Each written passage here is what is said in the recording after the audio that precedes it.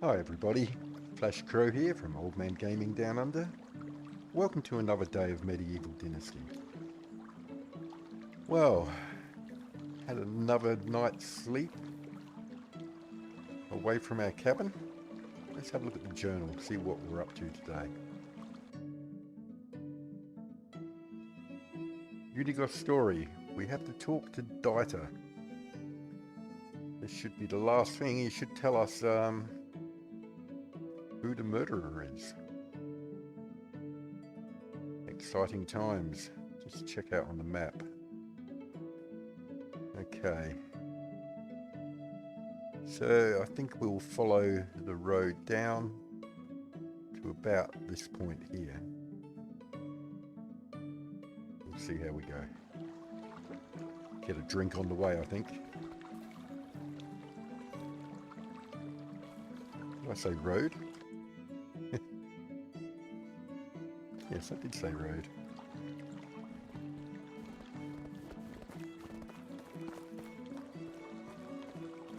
Well, hopefully we won't come across too many creatures this time. Let's get a drink. Good way to start off the day.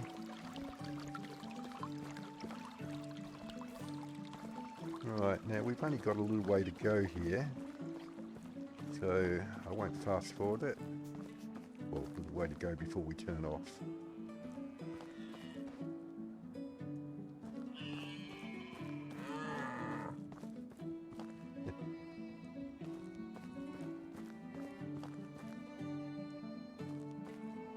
Right, so should be over here.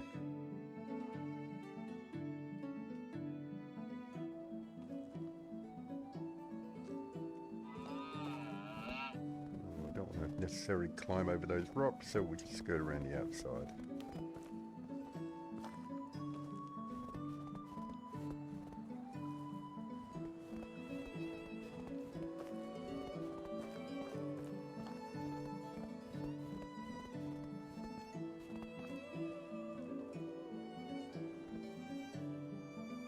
And there's a Wyson, or two actually. I'll just go around the other way.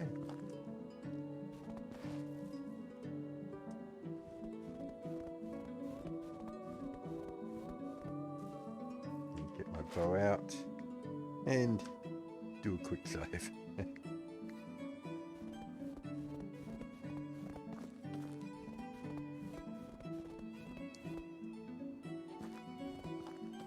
And a moose.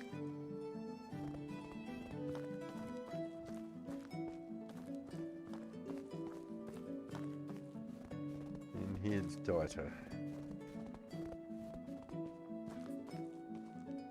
Let's see.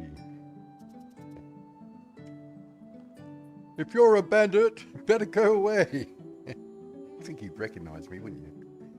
Everything is ready and awaiting you in Hornica. And how can I be sure to trust you? Because I'm Lorden's blood, and same as him, I always keep my word. Damn you, son, if it wasn't for those eyes. Fine, I'll tell you what I know, then I'm out of here. And I advise you to do the same. Just tell me. I was awakened in the middle of the night. A cloaked man said there had been an accident and somebody was in need of my attention. I wasn't thinking much of it. That's part of my duty, and I was half asleep on top of that. So I grabbed my mantle and walked out with the stranger. Rain was pouring down from the sky so heavily it almost hurt. I realized that the man was taking me to the Castellan's house. I asked him about it and he confirmed. The accident happened to the Castellan, he said. His voice was so faint I could barely understand him. We went into the house and there I saw Lorden.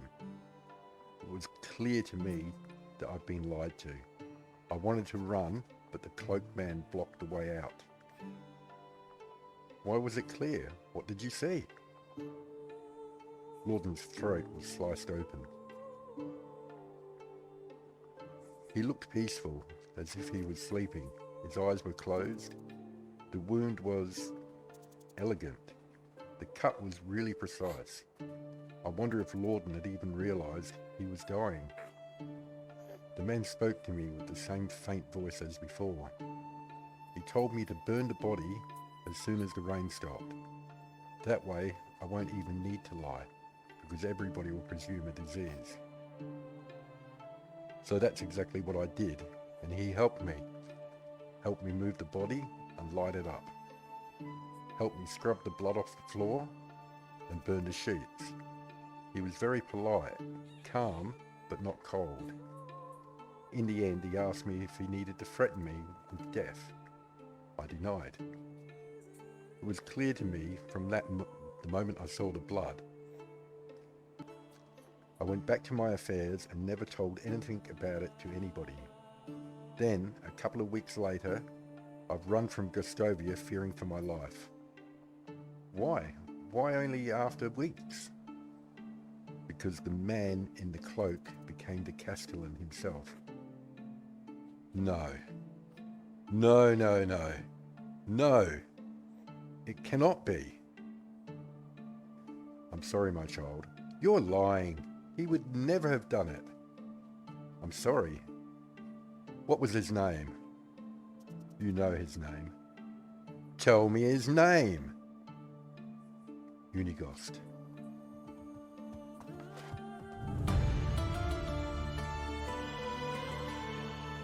Wow. Now that was not expected. I didn't expect it to be Unicost. Wow. Wow. Let me have a look at my journal.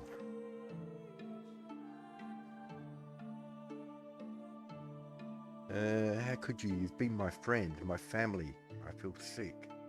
Like my whole body would want to throw up and get rid of the truth. You said that you were best friends, that you mourned him. You're a murderer, Unicost. You have been this whole time. Were any of the things you said true? I need to see your eyes. I need to see your eyes when you tell me you did it. And you'll look straight back into mine. The same eyes that you tore the life out of. I'm coming for you, Unicost. And I see you now. You will not hide from me. So, wow. Got to talk to Unicost. There's the map. Gee, I can't. That's pretty out of left field for sure. Okay. It's quite amazing. Right, I'm going to go to that road over there. Yeah. Oh my God. Keep away from me. Okay, well, see you, Dieter. Wow. I can't get over that. That's bit of a shock. I might have to put a spoiler alert on this video to in case anybody doesn't want to know, which might be practically everybody. Okay, yeah, so I'll run back to Gustovia and confront Unicost, I suppose. I'll fast forward this, otherwise I'll spend the whole time raving in disbelief.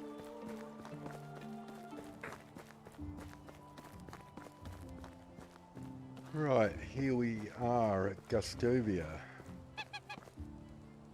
Where is Lawton?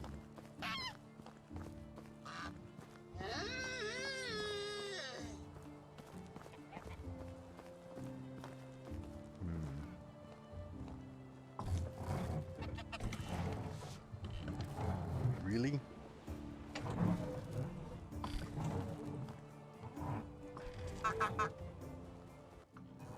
Hello there, Razimir.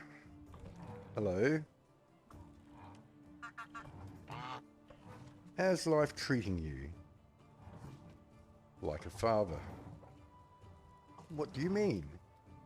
Strict but fair, I guess. Very mature of you to say. You really are growing. Seeing more and more of that shades of grey, huh? I do, but grey still consists of black and white. Things are still good and bad, right and wrong. It doesn't change that. I never said it does. Tell me more about my uncle. I'm not sure I have time for stories. I'm certain you'll find some. Alright, maybe one story. I just remembered a good one. Me, Lorden and Walrad were trying to catch this rooster who swallowed a bunch of pearls. And tell me about his death. Oh, Razimir, I've told you already that he passed away in his sleep. But people don't usually just die during sleep, do they? Time is merciless, Lorden was an old man already. Did he die of old age then? No. A disease. Some ravaging sickness. No. Then how come he didn't wake up the next morning? Razimir, I have never lied to you. So why start now, huh? I knew this day would come. Finding words to describe it, to explain. It seems abstract, undoable. But the silence has been burning a hole in my chest for far too long. I did it, Razimir. I killed my best friend, my brother. Don't call him that. I understand your pain, your feeling of betrayal, but I'm begging you. Believe me that it brought me no pleasure whatsoever. Why? It's complicated. Was it greed? You wanted to be the Castellan instead of him? Not at all, son. I'm not your bloody son. You're not my family. Lorden was. Forgive me, you're right. I never cared for the title, nor the job that comes with it. I only did it because somebody had to, and I tried to make the good name of Lorden live on that way. Pick up the responsibilities he had left. He didn't leave them, you tore him away from them. Yes, I believe I did. Was it jealousy? Living all these years in Lorden's shadow? The sense of inferiority must have been constant for you. It wasn't easy, being rather Lorden's friend than myself, but I didn't blame him for it. He was a star, bright, shining, always in the centre of attention. It was his nature, not mine. I was comfortable in the shade, safe, and it was my fault for getting too attached to it, so much that I was afraid of leaving his comfort. Didn't you envy his skills, his mind? Of course I did. We all did. Lorden was a genius. Who wouldn't want that? The question is, who would kill for it? Probably many, but that wasn't the case for me. I was always proud of being able to know him, to work with him. Was it vengeance for how he toyed with Kestrel, for robbing you of your one true love? If you're looking for a reason I hated him, you found one. But I didn't kill him out of hatred.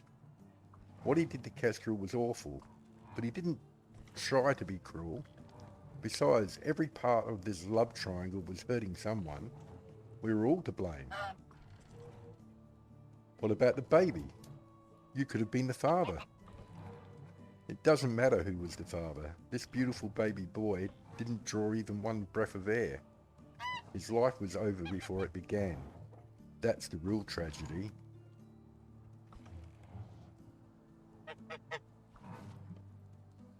Well, I told Kestrel I wouldn't say anything.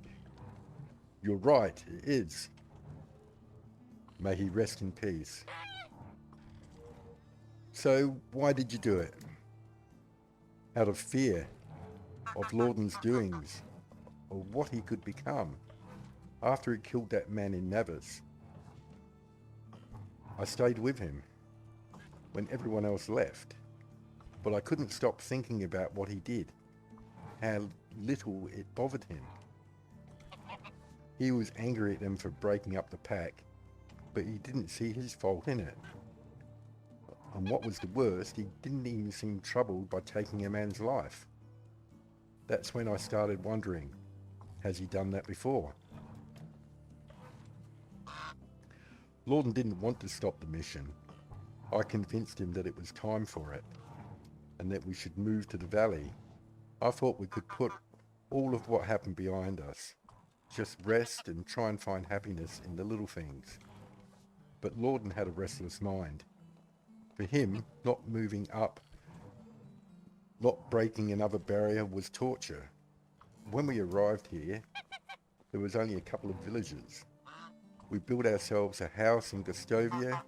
I truly believed that this would be enough, but not for Lorden. A week had not passed when he declared that he wanted to travel and meet the king, and that he's planning on doing it alone.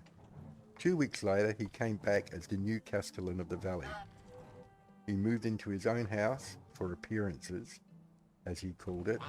Since that moment, he was getting more and more distant from me, from anyone really. I've been seeing him walking around Gustovia like a true leader, shaking hands, hugging babies, making small talk, always with a big smile on his face. He really seemed great, if you didn't know what was hiding behind that smile. We were living right next to each other, and yet after some time we were talking only a couple of times a year. He was afraid of me, afraid of his moral compass. He didn't want me to restrict him anymore. Conscience was a burden, so he got rid of it entirely. And that's when his worst side took control of him. I didn't see any shred of sincerity left, just a constant mask. Years went by. He was going more and more often to meet with the king.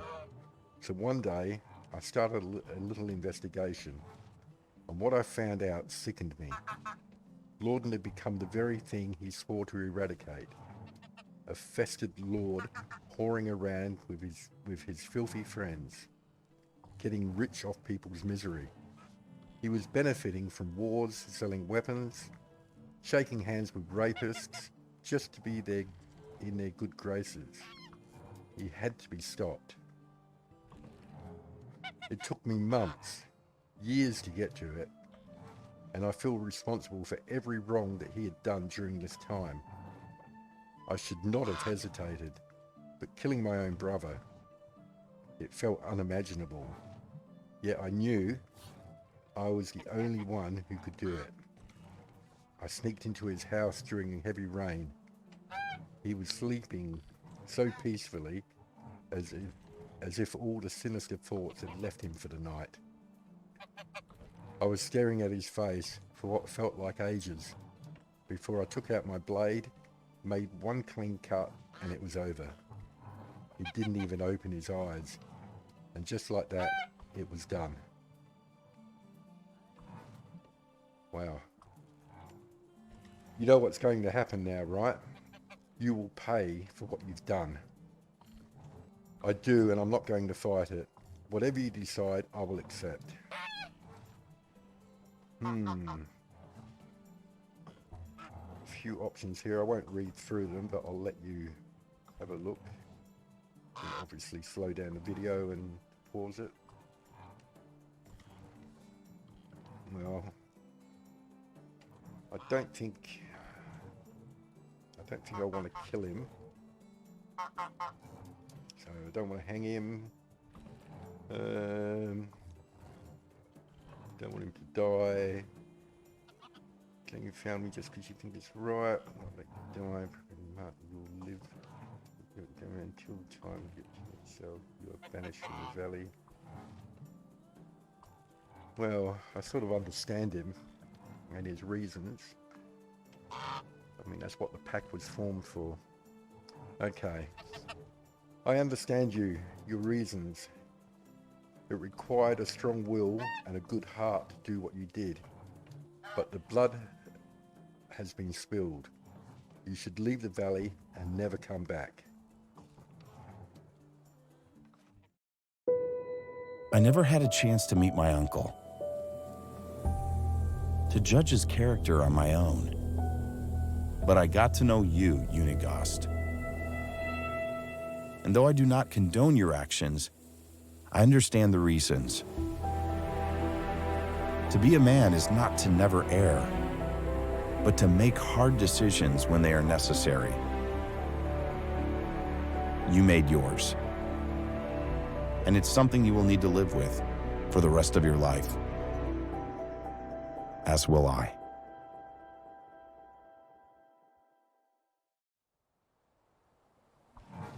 And just like that, he is gone.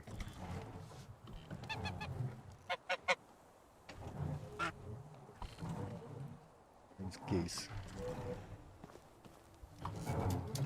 Well, that was quite loud, the geese and this water roll, while I was trying to talk, so I think I might have to change the volume on them when I actually finalise all of this. Well, that's a bit of a shocking revelation. So I wonder who the new Castellan is going to be. Right, it's thrown me a little bit. Let's have a look at the journal. So, no other quests on the go at the moment now. Have a resident in your settlement, 1 of 2. It's still showing that we've got no buildings. I feel like going back. What's the time? Oh, really? Let's go back home at last and chop down some trees so that we can at least have a stockpile of timber, or a reasonable amount of timber. So I want to try and build something tomorrow and just see if that number moves, because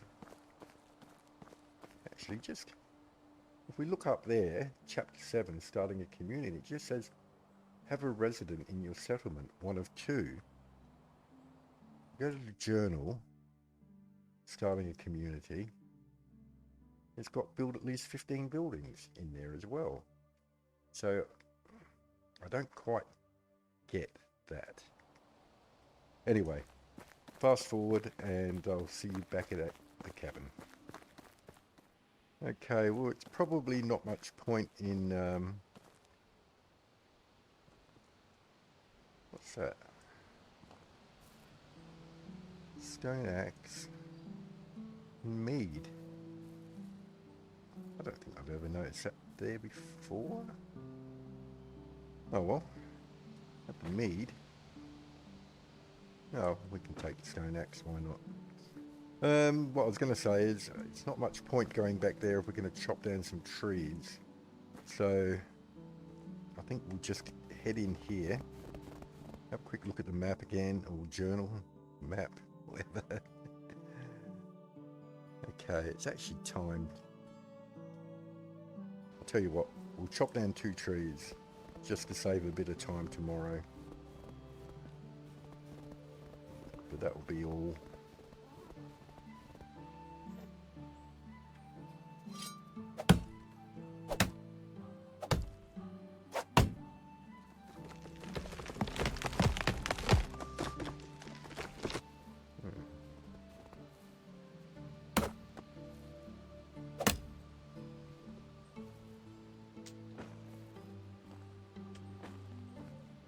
What we're even about speeding this up.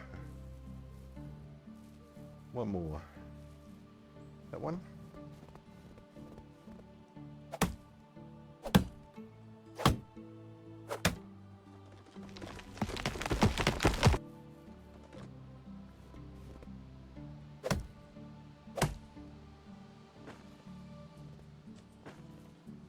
Well, we don't need to worry about eating or drinking tonight because, again, same old story. It'll be all replenished tomorrow. So let's just go put this in the storage.